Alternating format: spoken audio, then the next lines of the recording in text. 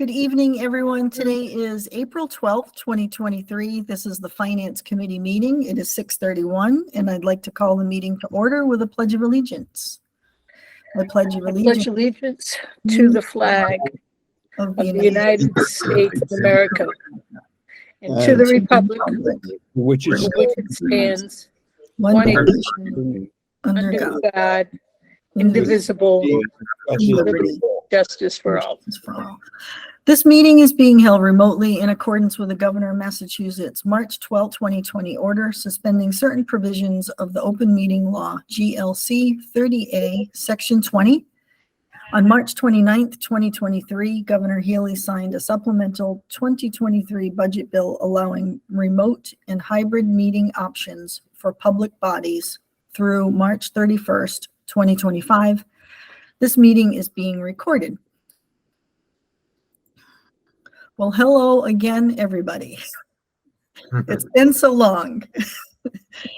So I think we've got a couple of things tonight. Hopefully we can, we've got two warrant articles that we talked about Monday night, and Cindy looks like she rounded up some information. So we're going to hopefully discuss that. And then if we have enough information, then we can vote on that. So our recommendations can be included in the warrant. Then the second thing I just want to do is just spend a couple of minutes and explain some of the math as it relates to the modeling that Jim and I had been doing over the last week, just so you can see the context of, and the public can understand too, why we reverted back to the original proposal and how even those numbers barely work. And I can show, I have a model that can show the numbers that were in the previous warrant, how quickly they don't work. So let's get through the two things that we need to do with the warrant articles. Is that 23 and 24? Do I have those numbers right? Yes, 23 and 24. All right, great. So let's do that first. And then, so Cindy, I'll let you take over because you all right. Well, I'm certainly not well versed in both of these, but they come down to two fairly simplistic things. There was a select board meeting at 4:00, and Shauna and at least one other member of the committee, I believe, said that Article 24 there will be a motion to pass over 24. They are not ready for that stage, and in fact, they may never need to actually go to revenue bonding. So 24 is off the table. So that, to me, was the much more problematic one. Article 23, which is the second of two votes. You'll recall that we took the first vote last year. The second vote needs to be taken within 13 months of the first vote. No less than 2 months apart, but no greater than 13 months apart. If you miss that window, then you have to start again. I truly believe the Internet Advisory Group has done a lot of work on this. This Article 23 does not request any financial support. That may come down the road. I don't pretend to know how much money, if any, they will come to eventually, but the committee has done a lot of work. There are several communities throughout the Commonwealth that are involved in this. There was a chart. Some of them do have both electric utilities and the broadband. Some are just starting out. Fairhaven just had their second vote. So all the second vote really does is establish the committee itself, the municipal lighting committee, so that they will have some standing to be able to think about negotiating, think about RFPs. You know, it involves pole rental. I mean, there's a lot of technical things that would be involved before this thing ever get off the ground. So the second vote really just gives them the authority to be able to do those things. And I certainly would be in support of that. I would hate for the 2 years work that they've done just go down the drain because we didn't have the second vote. So until we're able to hear what their plan is, because this whole thing about whether or not becoming a member of this group in getting the internet service, the broadband service, is going to be voluntary. Is it going to be broadband? My understanding is that it's completely voluntary, but you need economies of scale, no differently than what the cable company needs. We have a very large area of land here in town, so there are still some obstacles that are going to be in front of this. I would like to give the committee the ability to be able to continue on with their work and come up with a real plan. The bonding thing was way too premature. If all they're asking for is this vote to establish the ability to form the group, then I'm in favor of it. Cindy, thanks for all the work that you did in the last 48 hours. It was interesting to see, how it came about. I mean, as I said in my note, it was established back in the 1920s to have municipal electric lighting plants. In the 1950s, it included cable and community TV. And then in the 1990s, the law was expanded to include broadband. And there are some communities, mainly out in the western part of the state, because they have so limited internet access. It's mostly DSL, which is terrible. So it's widely used, but there are various ways to approach it. So I'll be interested to hear what this group comes up with. Great, thanks. Hugh, go ahead. You have your hand up. I just going to say I have no trouble with what Cindy's talking about in terms of giving the committee life to think about something. I sort of wish the name would be different. That is, that access rather than municipal lighting, but that's neither here nor there. Right. That's fine, because my concern, two concerns really, is we're going to borrow money and are we responsible, etc. Right. Expanded on that to great length last time. But the other thing is just where's it going. I'm all in favor of the idea. And when we get down to the details and so forth, there is cable service throughout the town at this point through Spectrum or whatever. So it'll be interesting to know how this, whatever they get up, is going to be competitive because there's new construction, et cetera, that has to pay for its capital costs, et cetera. That's okay. We'll find out. That's not a reason to oppose it at this point. We'll just wait what the plan turns out to be and see whether we think, A, the town's going to be in the hook, or why we need it at all. That doesn't affect tonight's decision. I'm all in favor of letting them go ahead to develop the plan. Lawrence, go ahead. Oops, you're on mute, Lawrence. Sorry, I always forget about that little button. We'll I would just like to echo, just all the thanks and congratulations to Cindy for pulling so much of this together so quickly.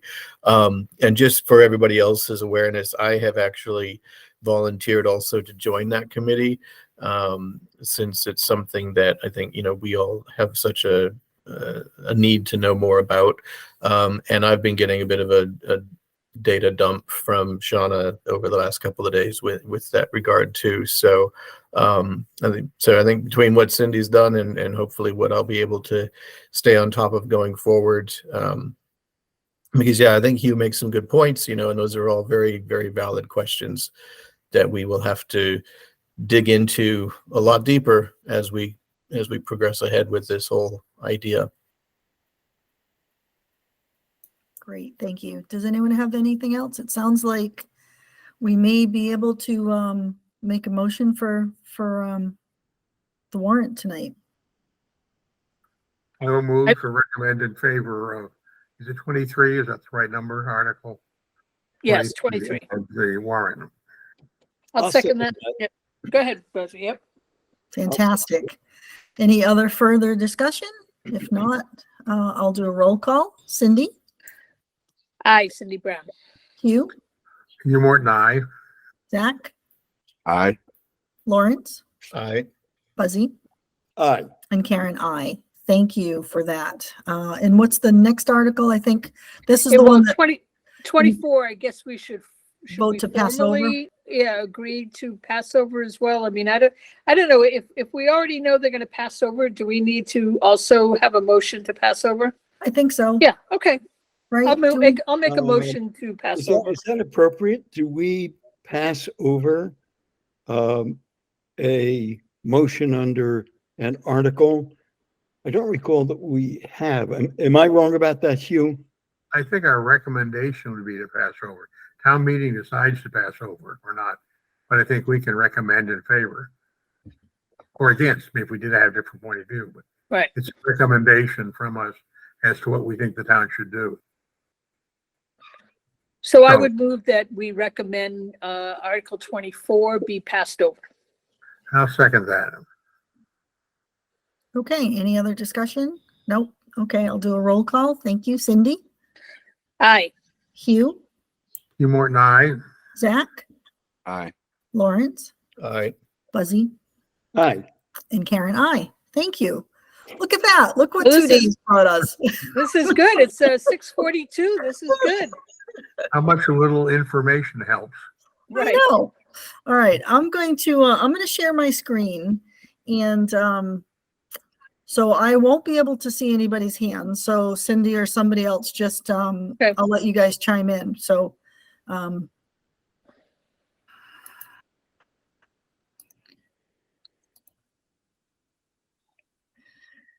right, are you able to see my screen so far? Coming up. Yeah. Yeah. Yes. Okay. Is it readable? So do I need to? Yes. Okay, Yeah. great. Okay. Okay, I'm going to start off. So this is the FinCom Article 6. And again, this spreadsheet is modeling many years, but Article 6 is just fiscal 24. But, you know, by showing the future years, you can see what happens to the run rate. So the original proposal was to increase the levy $1 million a year for 3 years. So in year one, $1 million, which would make the levy 1 million. And then fiscal 25, add another million, that would make the levy 2 million. And then fiscal 26, add another million, that would make the levy 3 million, and then it would stay at 3 million. So the proposal, so our warrant article has 250,000 going into stabilization. And then the balance, the 405,000 for the school and 345,000 for the town. So I'm just going to zip down here that maybe we can see this a little better. Okay. Can you see that okay? Yes. Yes. Okay. All right. So what I tried to do, so again, Article 6 is just fiscal 24. The rest is just planning and modeling. So how we start off for the school side, so the 405,000 is in fiscal 24. Now, when you get into fiscal 20, so that's a recurring expense that's going to recur every year. So in fiscal 25, I was just trying to build it up to show. So in fiscal 25, those 405,000 expenses will continue again and consume the levy. The second piece that's a very important piece is the school currently has a $500,000 deficit that's right now being funded by free cash. So those dollars, it can't be, we don't want it to be funded by free cash next year. So the override would take those dollars and fund it. So that's using a component of the override. The school also has indicated that they have $600,000 of a year of contractual obligations that need to be met. So Jim's theory when we did this modeling was that let's have the override cover half of it, and then the regular operating budget and the regular new revenues would have to cover the rest. So what's in green, that would be new expenses that would be added to fiscal 25. And then similarly down below, that would be the town's share, the 46%. So the school would not be able to have any other new expenses other than to cover their contractual obligations. Mhm. Same thing, you'd get to fiscal 25, and then those same expenses you'd get to 26. Those same expenses from 25 will recur again in 26. We'll be able to add another $320,000 to cover half of the contractual obligations. When you get to, we can go one more year at that point, so we can get to fiscal 27. And then we've maxed out at $3 million. So we've now, at the end of fiscal 27, we've consumed the whole $3 million a year with $3 million of expenses. So our run rate is done. So here in fiscal 28 is where we hit the next cliff. So we won't be able to engage in any more new expenses through the override because we've maxed it out. Right. And in fact, if you did the $3 million, the cliff just gets bigger because the amount of expenses would expand to fit the dollars available. Right. So it would still, that would buy us more time having $3 million unless you applied the very same restraint. Now, I just have a nitpick to supply, unimportant, but I think it should be mentioned. The 405, I believe, is the standard 2.5% annual increase we've been doing. Of course, that would be cumulative, so it wouldn't stay at the same amount, but it wouldn't be significant. Correct. Exactly, Hugh. And good. That's a good point. So I didn't want to factor in the 2.5% because it was just small dollars. Right. But although the revenue will also increase by the 2.5%, but these expenses will as well. So they might even be increasing by more than 2.5%. Well, So we don't know what the expenses will increase by. You're right, but Right. they will. But right. and it is inconsequential in terms of the Right. overall numbers. But I Yeah, think it's wise to mention in passing, so somebody doesn't think something's being concealed. absolutely. Thank you for that, Hugh. And so this same model on the right, so the way this model is working, so the school would be getting 62% of the override and the town would be at 38%. So again, even this model giving this as much as we can to accommodate the school's needs is really even driving the split, not in a historical way. So these small dollars that we're talking about are already hard to manage. So I wanted to explain, this is, Jim and I tried to do so many other models, but even this one was difficult to work. So does everyone understand kind of the numbers? Because I'll show you a second model in a second. And the critical factor why this happens is because of you're starting out with a $500,000 deficit that you have to Right. make up every year. So that's why this doesn't work. If that had not been the case, we'd have a much different story to tell. But if you're starting out with that big of a deficit and you're only adding $1 million, it goes pretty quickly. Right. Yeah, I have to say, I'm not enthusiastic about bending further in that direction, but given the present circumstances situation, it has to be done at this point. So I think it's important that the schools are reminded everybody's in it together and they should squeeze their budget as best they can. Right.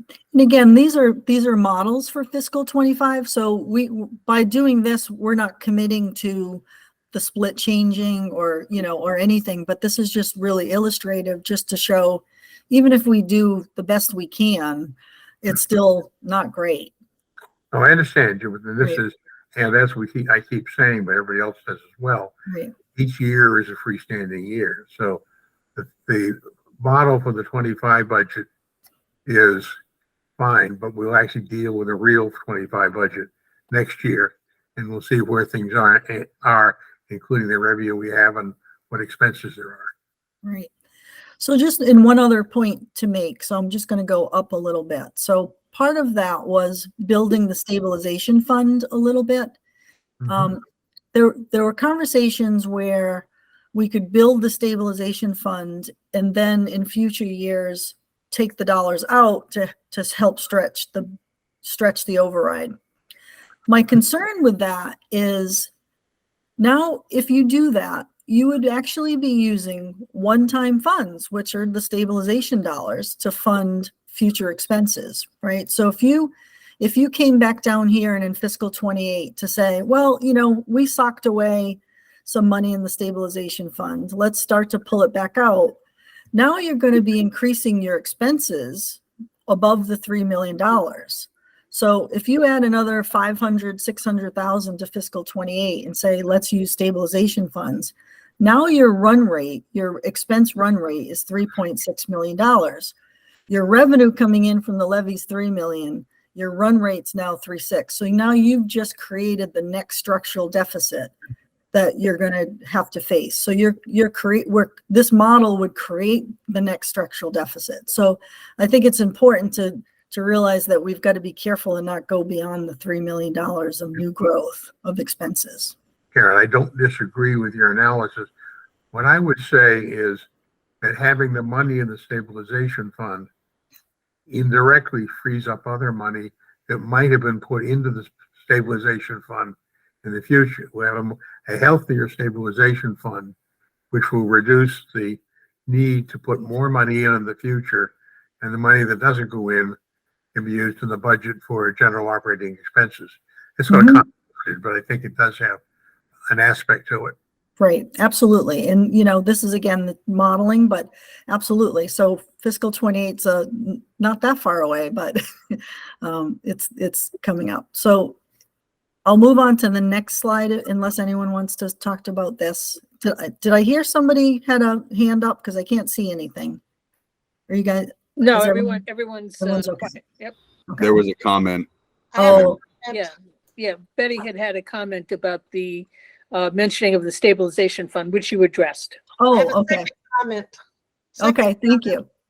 All Just right, a so, second comment, sorry. So one of the questions, may I speak?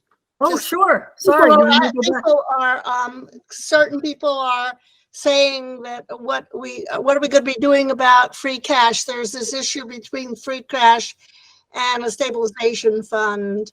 The argument is that if you put in stabilization funds, people say you don't need it. They said it would be better to just have free cash out there. What do you say, Karen, about that? You mean in terms of the Article 6, are you Yes. referring to? Yes. Well, yeah, on Monday, the Finance Committee did vote to put the 250 in stabilization. I don't know. It's not my argument at all. I'm Yeah. just telling you what some people, they're pretty adamant about it, and I'm not understanding why. What do you Right. think?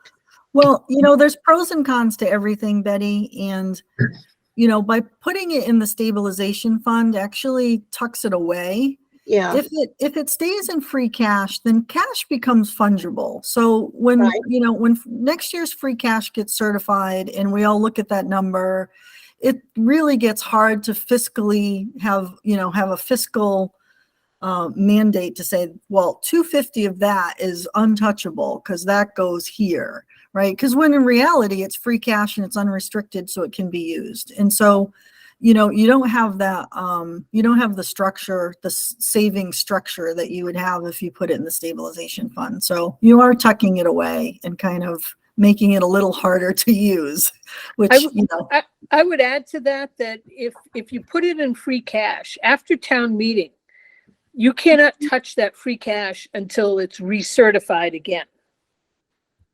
So it wouldn't be until next December. If for some emergency purpose or whatever, you could call a special town meeting to use the stabilization fund with a 2/3 vote. But it's my understanding that once you pass through town meeting, whatever money is left in free cash is sealed until free cash is certified again the following year. right, that's So correct. you would not have access to it at all.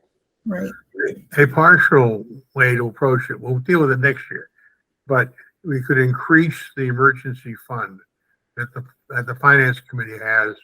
Instead of putting some money into the stabilization or leaving it in free cash, appropriate it into the reserve fund, which puts it off the books in a sense, but keeps it available. And then you see where you are next year. That gives a little more flexibility, which is Right. good in general. Buzzy, you have your hand up. Yes, I did. Well, and that was before I heard Hugh's suggestion, which I think has a lot of merit. It's a shame we have to think this way, but I think we do need to think a bit, even as the Finance Committee, about what is likely to pass, making our suggestion for an override more likely to to pass. I think if there's a lot of objection to the idea of putting this money in the stabilization fund, we need to take it seriously. In the same way that a lot of us believe the $3 million is not enough, but we don't think that something larger has any chance of passing.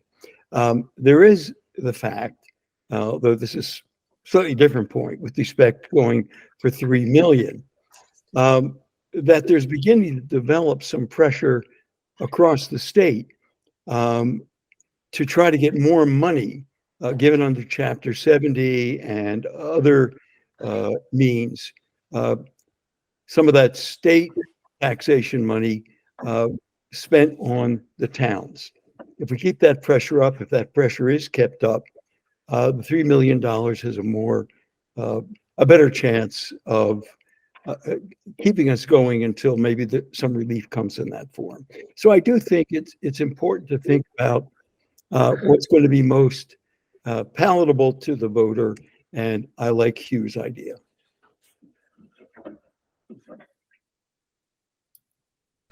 Okay, you got a clear deck. Okay, thanks. All right, so, all right, can everyone see it's a different chart now? Yes, Okay. Yes. So this was the numbers that the select board, from April 4th, from the warrant, that was the 14 draft, the one that we just changed. So in their model, the entire levy would come in at $3 million right away in year one, which again is a big tax impact to the taxpayers. So being cognizant of that is an issue. So in the warrant that was presented, that's now been changed, they had 1.3 million going into the stabilization fund. And then they had 1.1 million for the school and 581,000 for the town. So I'm going to come down to the same chart that we had here. I think I'm going to make it a little smaller so it all fits in. Okay. So again, this was Article 6, 1.1 million for the school, 581 for the town. When you move into fiscal 25, that 1.1 million, again, it's in the run rate, so it's going to come into fiscal 25. You have the $500,000 school deficit that, again, the override now needs to pay for. So adding 300,000 again for the school to maintain half of its contractual commitments. We get now we get into fiscal 26 and we already can't survive. So we already have maxed out on our 3 million and we can only supply 142,000 to the school. And so it's already done. So in fiscal 26, we've already hit that $3 million and we cannot continue further expense growth.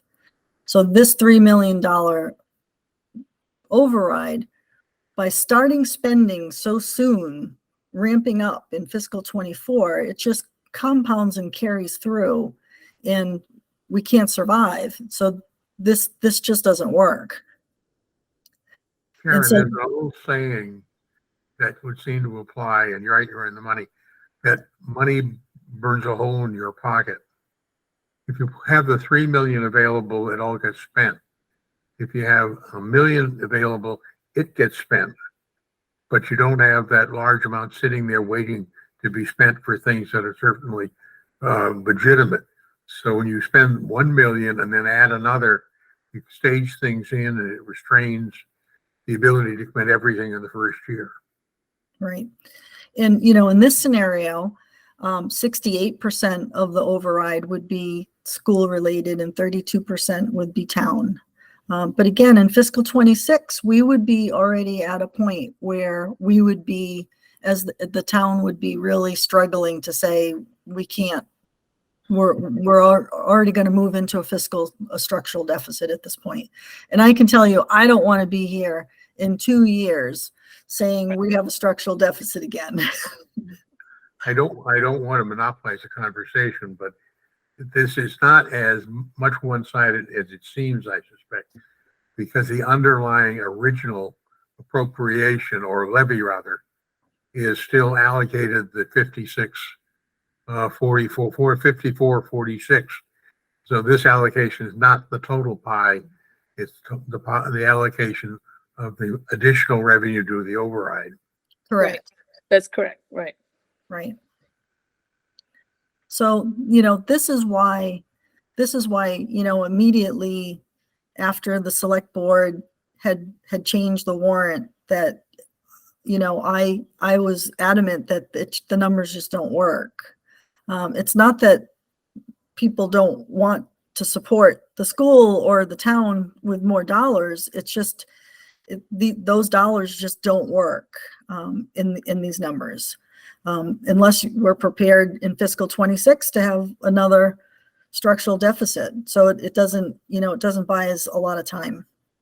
Karen, I don't know if you've been able to see the comments in the chat. So So, not at all. all right, so the question came up is that could we have the same chart? Several people have brought this up. Could we have the same chart that would show what would happen to the budgets if there was no override?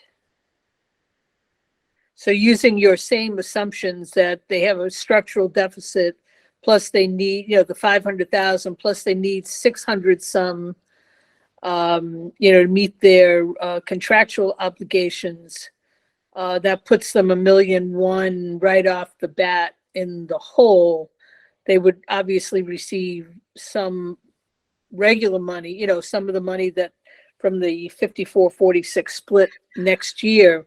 We don't really know what that would be. I mean, the deficit, well, put it this way. 3 years ago, they needed $300,000 from free cash. Mhm. Last year, they needed $400,000 from free cash.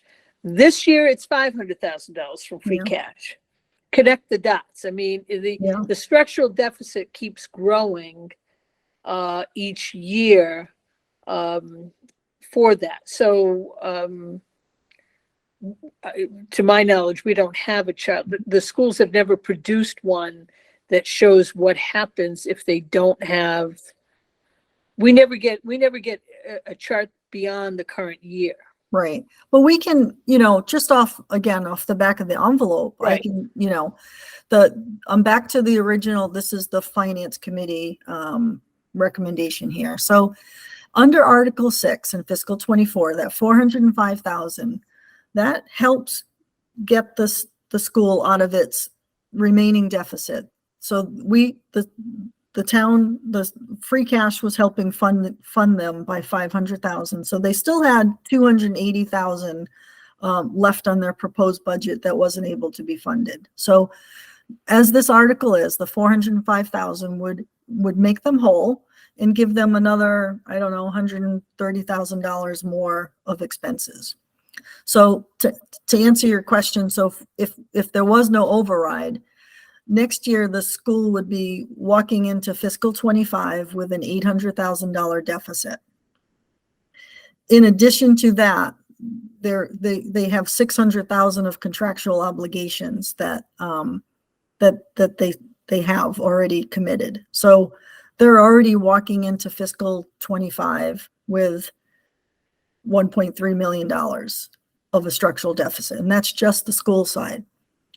So although this override may seem like it's not helpful, it is, because it's going to make the school whole in fiscal 24, and it's going to give the town some money.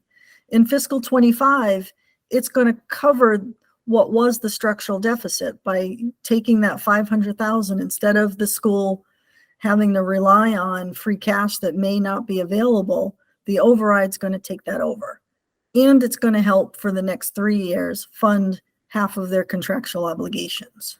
So while it may not seem significant, I think this is pretty substantial, and it goes a very long way to helping the town.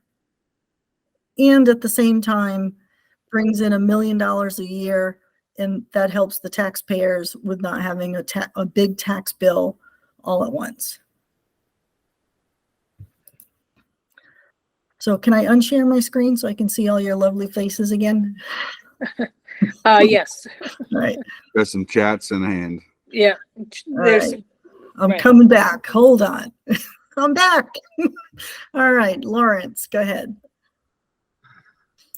Yeah, just to follow up on that, on what you were just saying, Karen, that 1-1-1 split seems to make the most sense.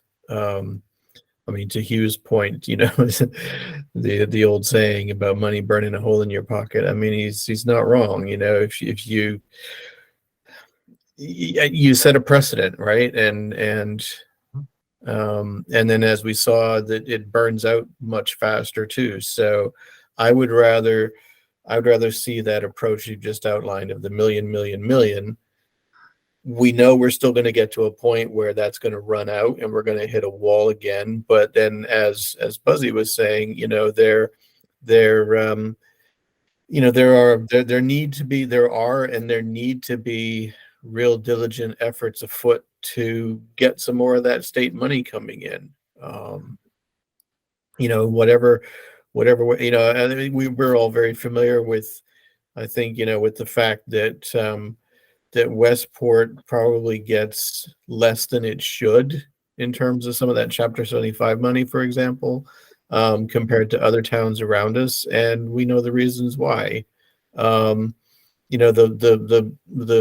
model that is applied so strictly to every town in the state, it sort of disadvantages us when we have such a large rural amount of space. And so, there have to be some efforts to try and fix those things. But if we don't do this now, and I know it might seem like we're kicking the can down the road another 3 years, and then we have to face it again. But what's our other what's our other most realistic alternative?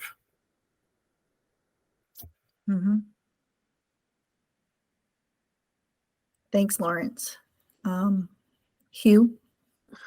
I defer to Zach at this point, so I've talked a Oh, lot. sure thing. Zach, go ahead. Is it correct in saying if we vote for the 111 this year, we could still vote to increase it next year? Sure. Yeah, so technically we're only voting, the Article 6 in the warrant is only the fiscal 24. So it is only the 1 million. So everything else that we're talking about are more planning to make sure that the fiscal 24 made sense. So next year, the town could choose to bring in the 2 million all at once if it chose to. So we're not committing at all to a 111. We are at this point committing to a 1 because that's what the budget appropriation that will be in the warrant will recommended by the finance committee would be. But no commitment beyond that. Okay, I just wanted to emphasize that there's some unknowns that may come to light within a year's time, and that number can be changed. Absolutely. Thank you. Yeah, absolutely. There's a lot of unknowns, and part of that is saving the money just in case those unknowns come and are worse than we thought. Then you've got still some play left in the override.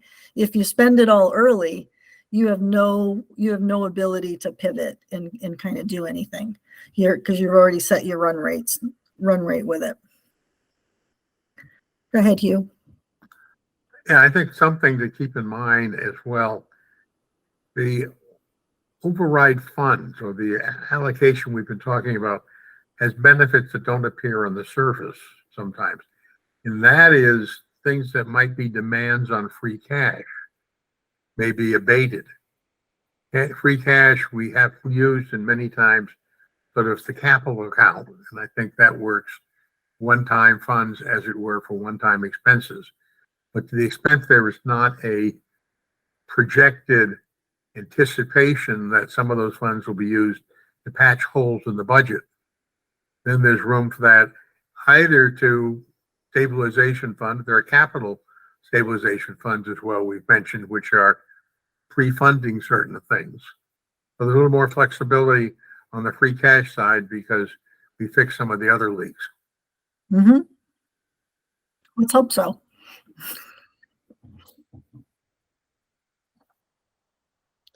Karen, you should look at some of the comments in the chat and see if you'd like to address some of those. Looking at some of the things that will be impacted on the town side. I think that's a little bit more elusive because the town side manages to always balance their budget. There are always needs and they shift from year to year. Some of them will be addressed this year, but not all of them. So let's see, let me catch up. So Betty Slade, you had asked, you did not receive the table. Would you like, I can be happy to send both, this is all a public document, so it's totally, anybody that wants it can have it. Do you want are you looking for the chart, the second one? table. Yeah. Okay, sure, I'll be happy to send that. I have 2 tables from you, but I didn't get the second Okay, one. I just created that one an hour ago. Okay. One of my 30 modeling tables that I've done over the last week. Well, Jim and I we spent a phenomenal amount of time trying to figure out, how can you make it work? But when we can't even get the smallest amount to work very well, it's hard to go more. We're trying to get the schools more dollars up front, but it just doesn't pan out, or it makes your period of time that you are free and clear a very short window. And I don't, we didn't want to do that either. Go ahead, Betty. I just am kind of pleading with you guys to help us with the advocacy. You understand all of this thoroughly, but the town does not. And we have to find a way to get this out to the town so people will understand it. And I said earlier, I think at the previous meeting, that when people say we don't want an override, we'll say, well, then what do you want to cut? Right. You answer, what do you want to cut? So, and you're saying today, and I think it came up that we need a chart without, which shows without an override. I really think that would be helpful. And especially if we could say, well, that means a police officer, SRO, or something like that. Is there any way we can put this into language that will make people feel that to own it and feel that they need to support it? We need help on that. I mean, we just keep using the argument, your service is going to be cut, the service will be cut, and people say, well, there's waste. Not only that, they say there's fraud, all these things that they are saying back.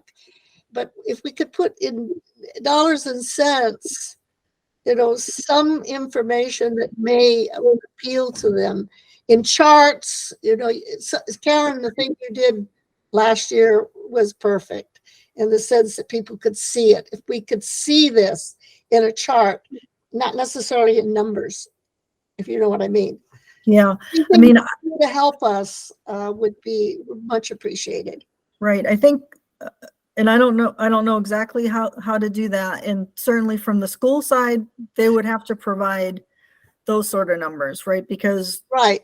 I can't, Jim Hartnett can certainly provide the numbers that if there's no override, and there's a lot of assumptions that go on with that, right? So this is the easier part of the modeling because you're looking at $3 million of new money and how would you spend it, right? But the other piece is the bigger piece of assumptions of what is next year's budget going to look like? Well, we don't know what the expenses are going to be. We don't know what state aid is going to be. We don't know what, our health insurance is going to be like. So there's so many elements that make it very hard to kind of say, well, how many dollars will next year's budget not bring in to then know what potential cuts would be, right? So that's the harder part. This is the easier of the modeling. People attempt to do projections, and Eric Kenship did a projection, and I've asked Jim, but of course he's got so much on him too. Ask Jim if So do I. I know, plug in these numbers into those projections. They're only projections, but they give you an idea. I'm kind of brainstorming right now. If people have ideas on how to approach this whole question, I think we're going to go with the 3 million, the 111, etc. So if we're ready for that, and how do we deal with it with the public, Mhm. make them understand. And again, I said earlier, last week, that the parents are very important. And people are suggesting that I go to the PTO. I actually joined it, Cindy. But but we have to come together somehow or another. I mean, let's work on that. I think Oh, you're muted. sorry. I think also a good comeback to that to some degree is that if you think in terms of some of these departments and how little money they have currently to get by. So the whole library department budget is under $300,000. The Council on Aging, the town's portion, now she gets about 40-50% of her budget from grants. Right. The town portion of that is only about $200,000. The Recreation Commission, because they use revolving funds, it's just the salary that's paid, that's under $100,000. So combining those three would only come up with, at best, $600,000.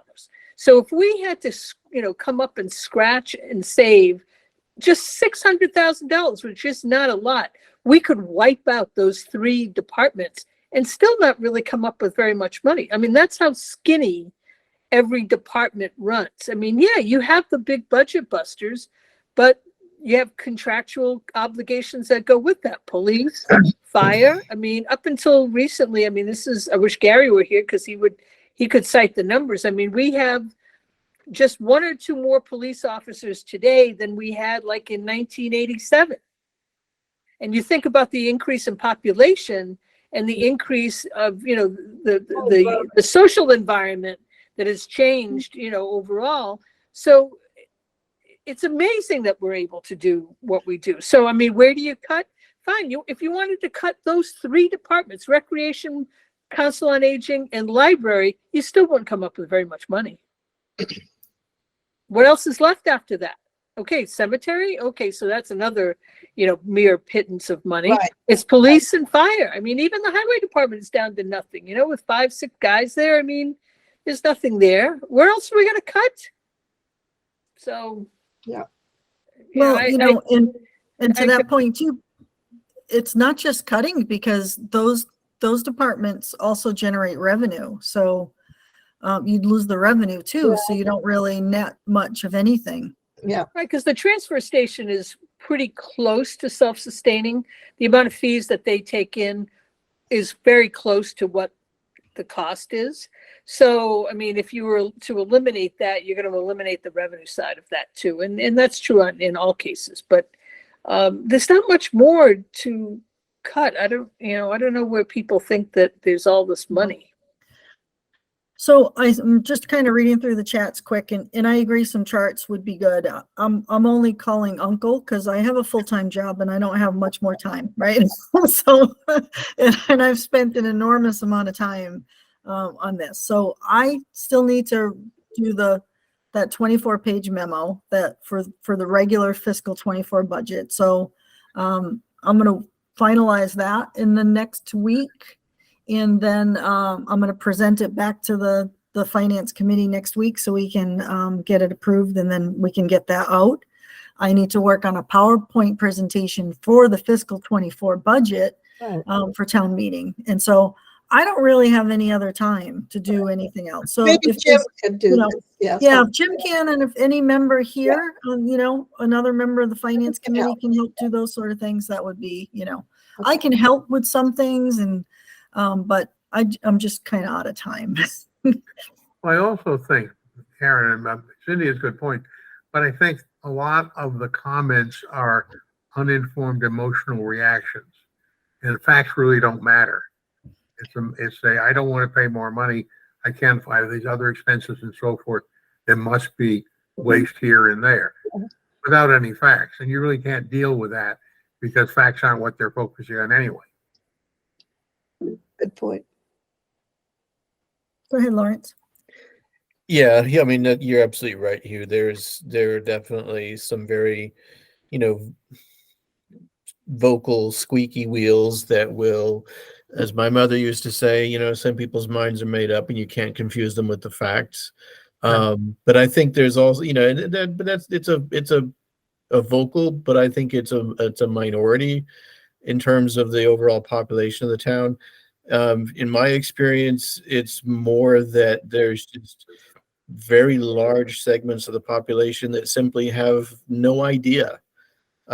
So I think like that rundown that Cindy just did a few minutes ago verbally, like if we could just get even that much put down on some PowerPoint slides or something to just show the reality, then that gives us all the sort of talking points that we can use to rebut some of these ridiculous assertions, and get out and get the facts out to the people that are open and receptive to listening to facts and not opinion.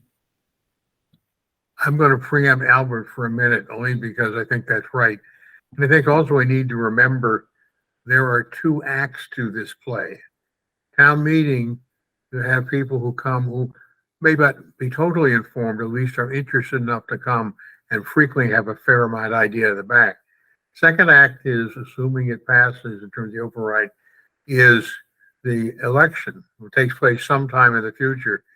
More time to have that information disseminated after the town meeting.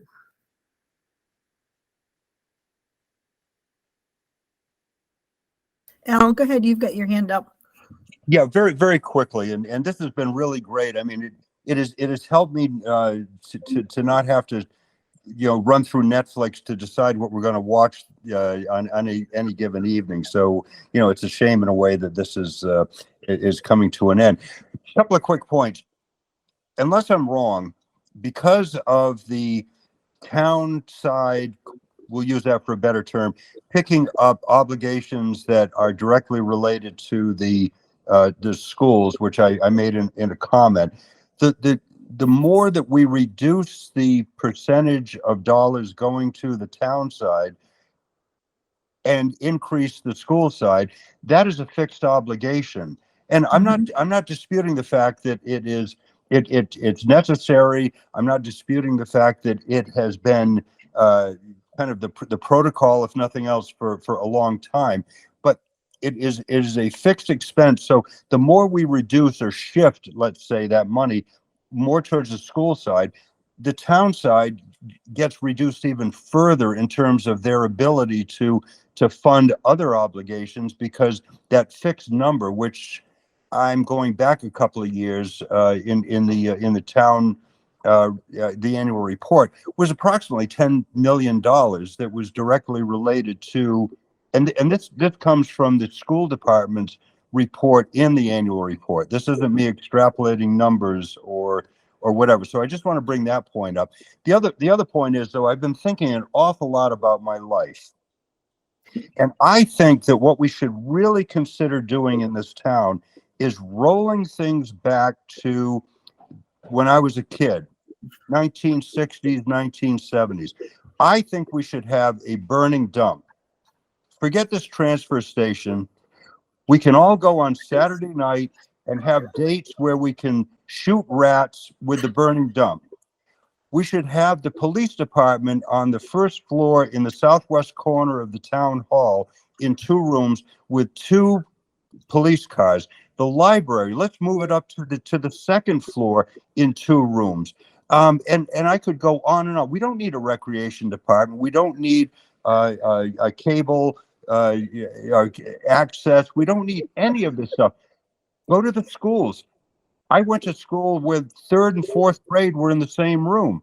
We had 23 and 4 kids that were in the same room. So why don't we just forget all this nonsense and just roll it back to the 1960s and then go from there. And if anybody wants to join me on Saturday night at 7 o'clock, because I go to bed at 8:30, to shoot rats at the burning dump, I'll be happy to show you how to do it. I'll be there, Al. All right, that's all I want to say. Oh, Al, you are better than Netflix, boy. All right, Buzzy, you're up next. Yeah, just very quickly. First of all, to what extent at this point do we know whether the schools are in support of the budgets that we have put together here? There's some indication that they may want to raise questions at town meeting. If that's the case, then there's even more reason for us to try to make our case for the budget we've proposed going into town meeting.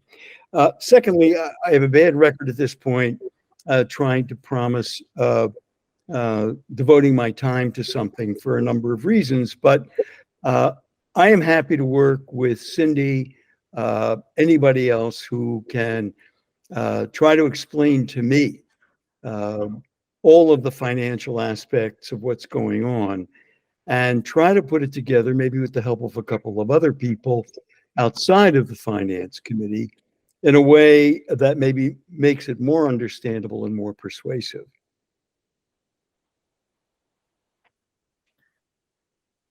So to answer your first question on the school, I mean, the school has come in and they clearly understand, and we agree too, that this override doesn't meet the needs of the school, and we all acknowledge that as well. So, so the school is looking for more money than what this override is able to do. They've expressed that. All right, but we're proposing this nonetheless. And presumably we have very solid reasons for doing that.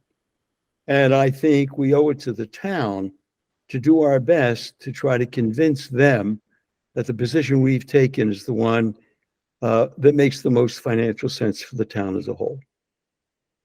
Yeah, and that again, the two slides that I just put up tonight are the numbers, and that's the support, that's the position, it's the numbers. It's nothing to do with do we not believe in new programs or education? It's got nothing to do with that. It's the math of $3 million and how far it's going to go. That's the reality of it. Right, and you've done a great job presenting the reality of it. But I wonder whether even the people who decide to come to town meeting are going to really understand it. Right. So we can certainly, I would ask, as you volunteered, Buzzy, like if somebody takes, the information that I've put forth and definitely in a spreadsheet kind of concept, to kind of take that and try to put it in a simpler English and in a very simple chart. I think it would be an important thing to have a presentation at town meeting in preparation for if something on town floor were to happen, then it would need to be explained a little more visually than just talking about it. So we would need to have a small slide or two of some sort that could help explain things. So I think that would be an important thing. Karen, do we have some votes to take, or are we? No, we don't. We did our two votes. We did our votes when we already voted on the override. So this was more kind of informational, because I think there's been a lot of spinning around in the last couple of days about what happened, why did this change, and I wanted to just get it out there of what the numbers mean. Yeah. So no one vote. We wondered whether we had anything we had to do, or whether we're kind of. Nope. Yeah, no, we did our business early on, so we're good. So let's meet again next Tuesday, and we'll go through the fiscal 24 budget. If anybody has any budget memo, if anybody has any questions, we can certainly, if in the meantime anybody can come up with some ideas on how to present the override numbers, or feel free to put something together, because we need something. You may not have seen, but I said that we're planning a social event on April 21st to get together people to talk about the override, and we would like to invite you, and if you'd be willing to talk about it. Where's that, Betty? It's going to be at Rudd Lawrence's house, but I'll give you the exact, I know things keep getting changed. We were gonna have the 20th, but Tony Vieira has canceled that. And the business to business is not going to be involved in the override at all in that form. So, Okay. but we wanted to start out with getting together people who are interested and try to find out what kind of information we need to give to the public to make them fully understand. So I'll let you all know. Okay, that would be fine. I mean, you said the 21st, is that a Friday? Yes. Okay. Okay.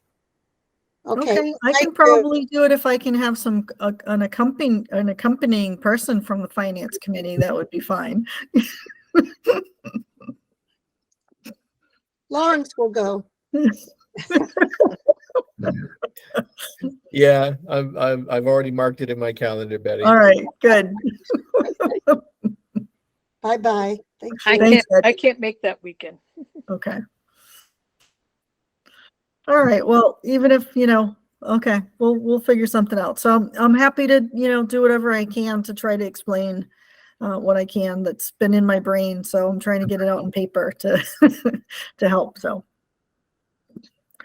all right, if I don't think we have much else unless anyone Betty left the meeting. I don't see anybody else's hands are up. So I know you were seeing those charts for the first time. Did it conceptually make sense? Did the way that I laid it out, was it okay? As far as I'm concerned. Karen, I just have one suggestion for you.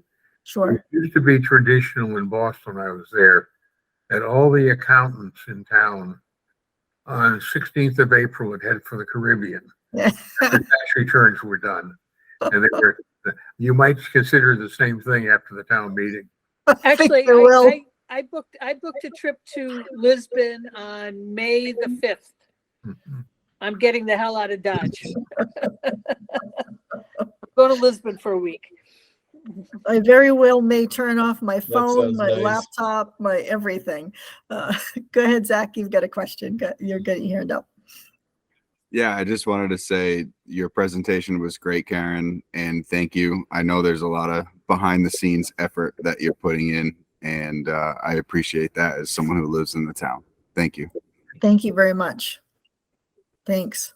All right. Well, let's keep thinking on stuff and let's get some presentation materials for the override so we can at least be prepared to explain what we got. And if something changes on the floor, we at least have something that we can show what our basis of position was. Have a motion to adjourn. Is there a Second. Awesome. Lots of Terrific. Thank you. So I'll do a roll call. Cindy, Aye. Hugh, Aye. Zach, Aye. Lawrence, I Buzzy. Aye. See, I wanted to go Al Lees, but he's not on the committee. I keep thinking he is. And Karen Rouse. Aye. Good night, everyone. Thank you Thank very you. much.